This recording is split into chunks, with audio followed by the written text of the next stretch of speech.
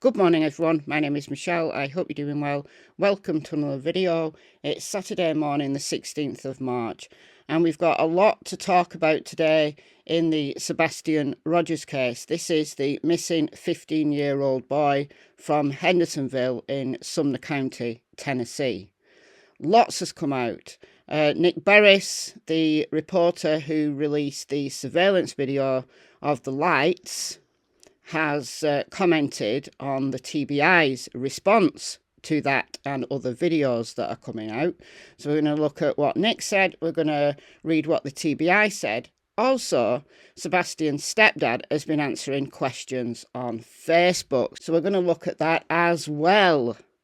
Let's go.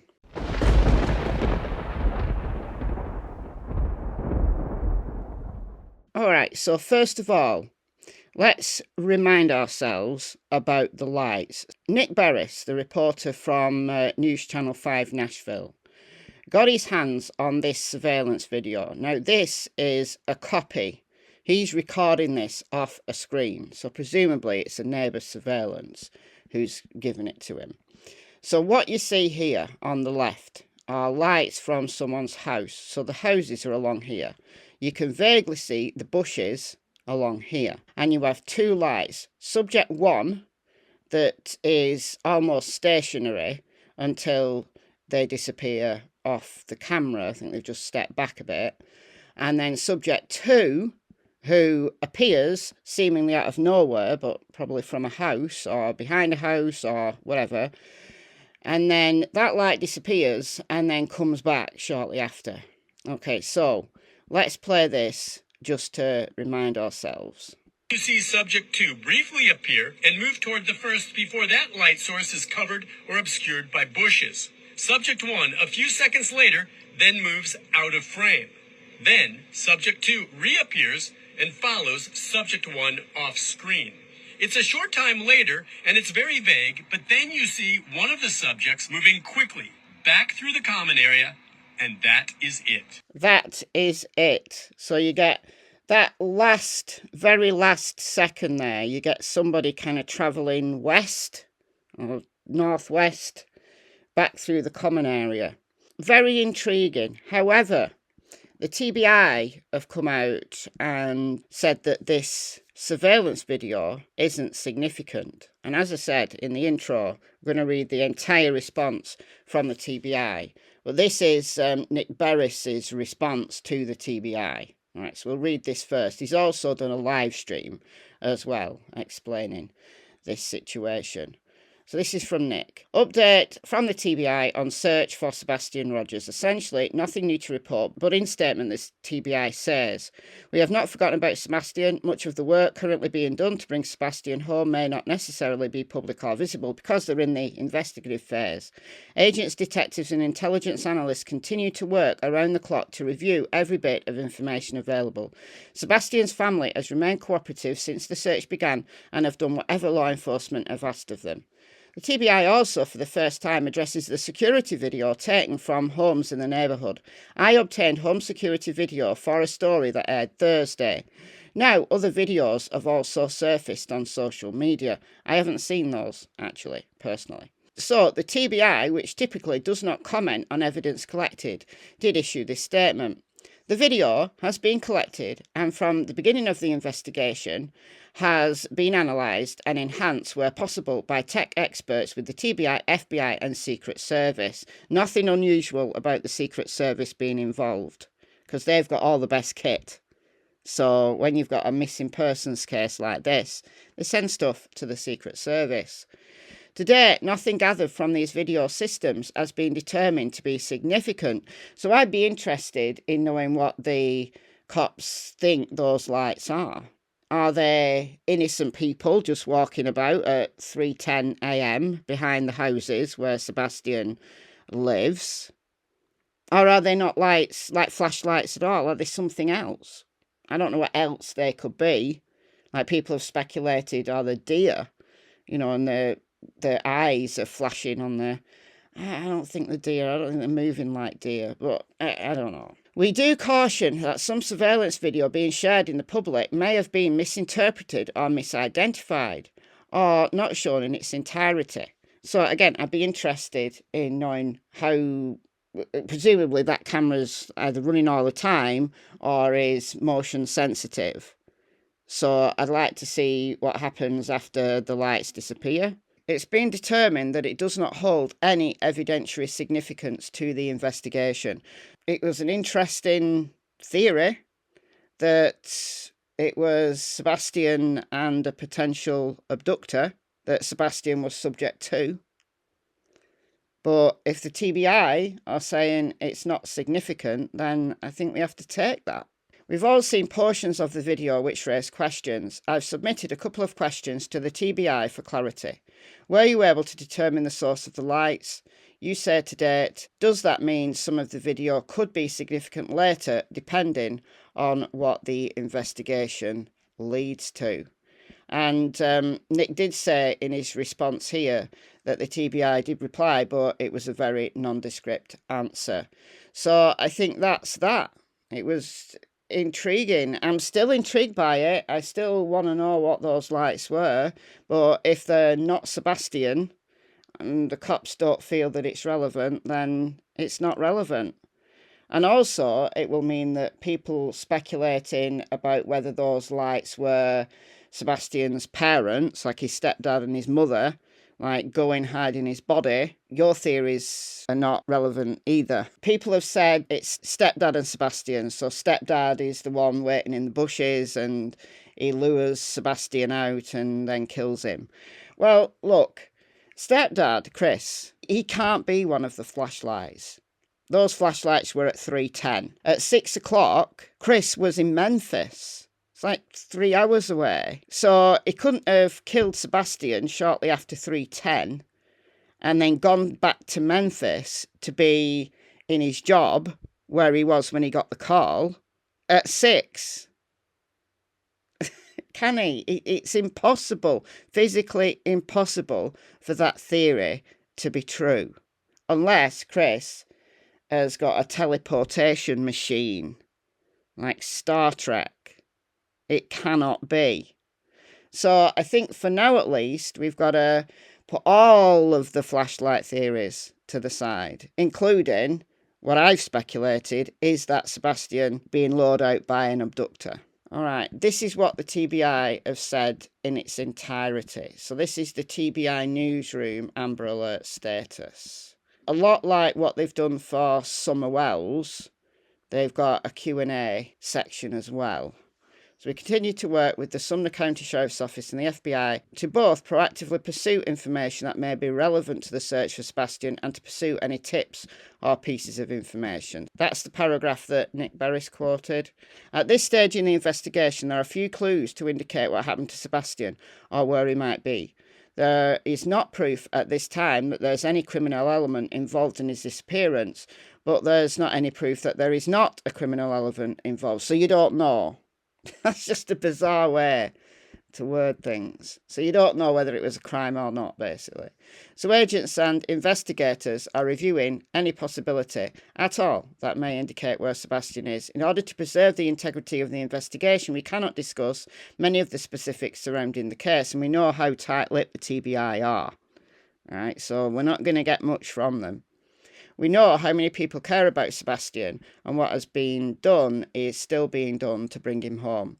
Also, we want to caution the public about putting too much stock into information being presented in various media forms that is inaccurate or incomplete and could be damaging to the investigation. So I don't know whether that's a nod towards Nick Beres or whether it's a nod towards social media speculation. We ask the public to help us by refraining from sharing speculation posted by or discussed by non-official sources and reporting only credible tips or information to 1-800-TBI-FIND. Information that's been released by the TBI and or Sumner County Sheriff's Office throughout the investigation, including a list of frequently asked questions, can be reviewed below. Questions: what areas have been searched?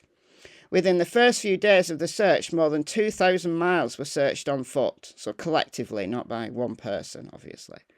Many of these areas were initially searched and searched again. Law enforcement officers have searched the neighbourhood, surrounding neighbourhoods, schools, and many other areas of the county by foot. Bloodhounds and handlers have searched the same areas. There have been aerial searches with helicopter, drones, and a fixed-winged plane. These aerial searches have been conducted on multiple days and multiple nights using thermal imaging technology. Sebastian's residence, the yard, the house, the vehicles have all been searched multiple times. The neighbourhood where Sebastian lives has been canvassed. Neighbours' houses have been searched. Sebastian is autistic and his family says he's drawn to water. Pools in the neighbourhood were searched. Dive teams were brought in and bodies of water around the neighbourhood and beyond that area were searched, including caves. That's pretty comprehensive. That is pretty comprehensive. Okay, question, what about the technology aspect? Have you collected security video from area homes and businesses? Have cell phones been checked? Many neighbours and businesses have provided video from home and business surveillance systems. We are grateful for that cooperation. The video has been collected and from the beginning of the investigation has been analysed and enhanced where possible by tech experts with the FBI, TBI and Secret Service. To date, nothing gathered from these video systems has been determined to be significant. We do caution, so this is what Nick Beres had on his Facebook. We do caution that some surveillance video being shared in the public may have been misinterpreted or misidentified or not shown in its entirety. It has been determined that it does not hold any evidentiary significance to the investigation. Numerous search warrants have been executed, cell phone data has been analysed, and any other available digital evidence has been collected, searched and documented. Information was collected from Sebastian's gaming system and has been analysed.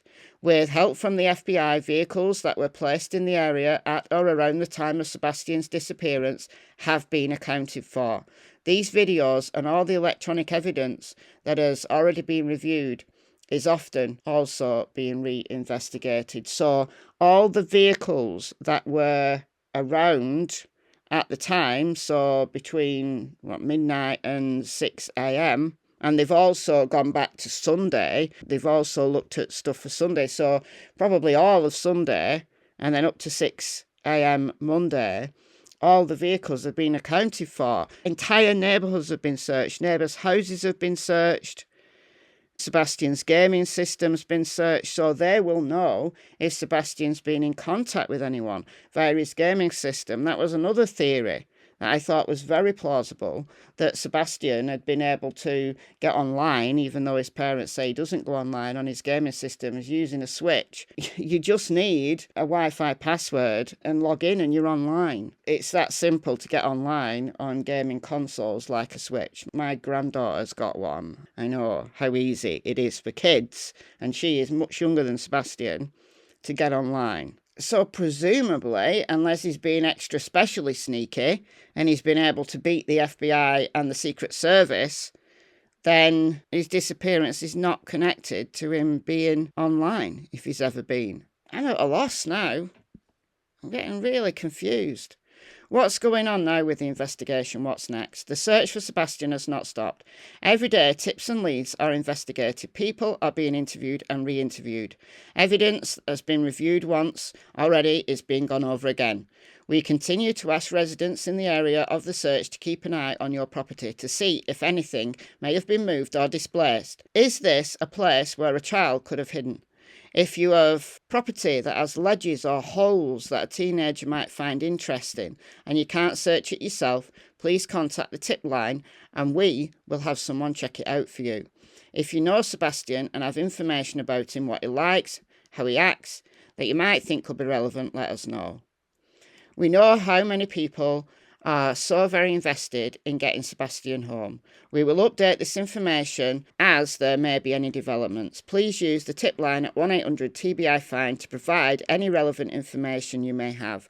Or you can send tips to TBI, all one word, at tbi.tn.gov. Please do not send tips to our social media pages. Finally, we are extremely grateful to the many members of Sumner County community for the time, attention and prayers being offered to help find Sebastian. The members of multiple law enforcement communities, emergency management personnel, wildlife organisations and many other groups, along with very generous businesses and individuals who have provided well wishes for Sebastian, along with water, food and other comforts to searchers. All these contributions are so greatly appreciated. Thank you. Some pictures of Sebastian here. These little puppers. That's Sebastian with the snake. People who said, Michelle, why have you shown this picture of Sebastian with the snake on your thumbnail? Because it's one of the official pictures that TBI have shared. He looks so proud of himself for holding a snake. Come on. If you don't like snakes, I'm sorry about that. Snakes are cool. I think that's a really good picture of him. Okay, finally, Chris Proudfoot, who is Sebastian's stepdad, has been responding to people in a Facebook group. It's a public group, so I'm not going to hide anybody's names because these are in the public domain. You don't even have to join the group. Okay, so let's have a look at some of these answers. I see a post about snakes living in your home. Is that true? We used to have snakes. They are no longer in the house and haven't been for some time. So, obviously, Sebastian likes snakes. What day and time did Chris make it home the weekend of Sebastian's disappearance? And Chris said, I cannot give the details of the dates, but I can say that I was away from the house for a while and returned home as soon as I could from Memphis. So the TBI will probably have told the parents not to discuss the timeline. So that might upset some of y'all, but I'm sorry. This is interesting. I last saw Sebastian early February. I cannot give the actual date. Law enforcement has told me not to provide dates to the public as it could cause problems in the investigation. Please understand. The more dates and timeline things that come out, it might seem quite innocuous, and most of it probably will be, but what they don't want is details of the timeline to come out, and then someone can use that to make a stupid false confession. The TBI will be able to check out, and I'm sure it's one of the first things they did, would check out exactly where Chris was in the days leading up to Sebastian's disappearance. And he was in Memphis. So it's not him. It's not him, guys. Why have the parents not pled for his return? Just an interview. Why were some news interviews declined by the mother? Ma'am, let me make this clear. I am one person, and there are so many of you. I don't have all day to sit on Facebook like many do. Between living my life of answering questions and providing information to law enforcement, we are very busy. My wife does not deserve to be dragged through this, as she's suffered enough.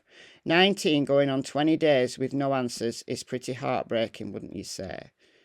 Yes, I would say. How do Chris and Katie know which door Sebastian walked out of?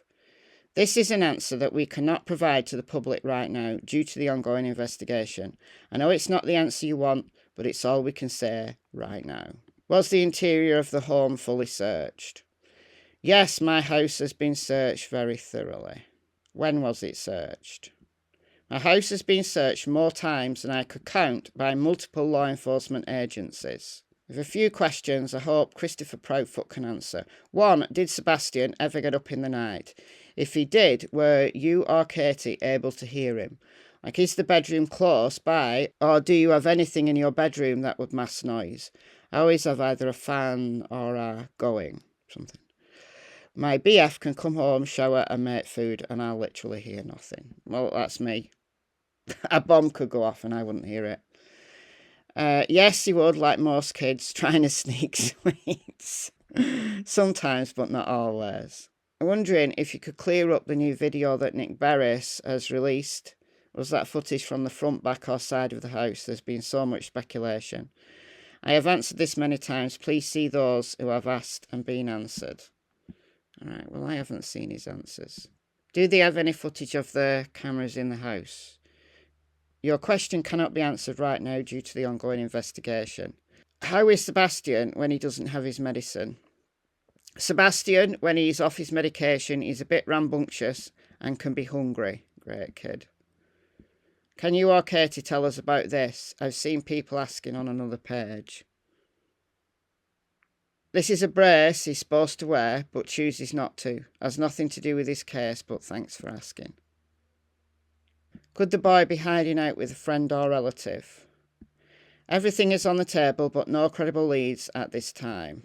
I have a question, and I'm sure most won't care, but after seeing Katie on the first interview with the Duchess, how are you and Katie holding up?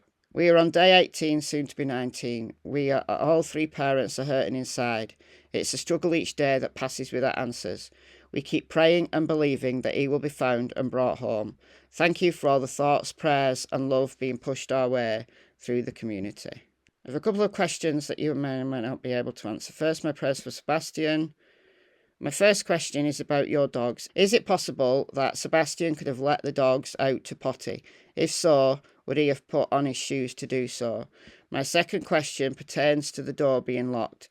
If you have a deadbolt lock and a bottom lock on the door handle, which one or both were locked? No, ma'am. Dogs are on a schedule, and they also have potty pads tray in the pen. Our dogs are small Morkies, so a Yorkshire Terrier crossed by a Maltese, would that be? When it comes to the locks on my door, that is something that will not be answered due to the ongoing investigation. A YouTuber said Sebastian was supposed to be a witness in your court case. Is that true or false? Absolutely false. My stepson has nothing to do with my custody case in New Mexico. He's doing well here, answering all these questions. Okay, were you in Memphis all week until Katie called? I cannot give the details of the dates, but I can say I was away from the house for a while and returned home as soon as I got a call from Memphis. I last saw Sebastian early Feb. Cannot give the actual date. Okay, that's what we read earlier. So there you go. He's answering a lot of questions, guys. Was he there? Was he one of the flashlights? No. I think we do have to rethink this case in its entirety, in my opinion. So let me know what you think in the comments below, and I'll see you in the next video. Bye, guys.